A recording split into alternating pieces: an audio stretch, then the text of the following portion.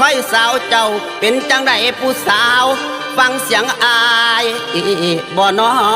อุ่นแล้วหัวใจชายเด้อสงสารอายแน่บ่นางโอ้ยละนา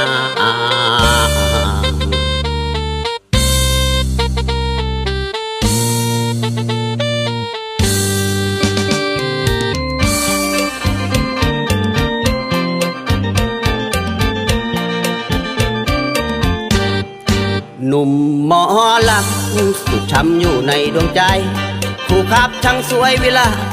ต้องใจละไอหนุ่มน้ำคำอยากรู้ไหมใครเขาพรำงามคำละเห็นใจเถิดนามาน้องมาหนุ่มนาฝากเสียงลอยลองครูจ๋าครูหน่อยโปรดปองชานสักจะร้องกล่อมครูเบาๆชานสักจะร้องกล่อมครูเบา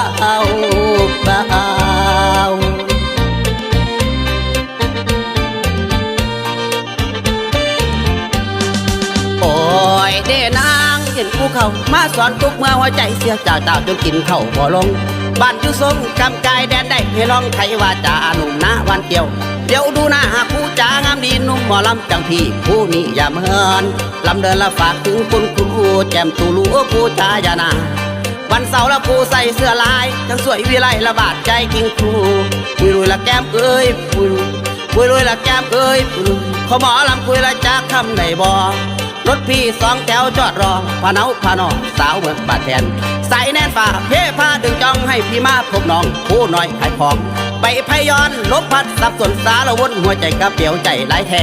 ขั้นใจแน่จะแวหนีหลีกห่างอย่าหาทางอีกเป็นเห็นอายบ่รวยคนสวยละกวนใจคนยากคุณครูรับปากว่าจะรับเป็นแฟน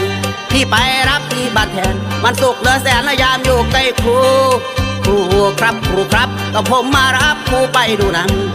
ครูจ๋าสัญญาหรือยังอย่าครูเสียจังตาคำป้อนของครูพอเป็นสู้ยันตั้งแต่คุณครูมาเด็กมาในนุ่มสองไผ่ดันผ่านมันเสียวสานอยู่ช่วงพี่แห้งว่างนะนวงในกิจคิดพะวงลงไหลกระเปียวใจน้ำเจ้า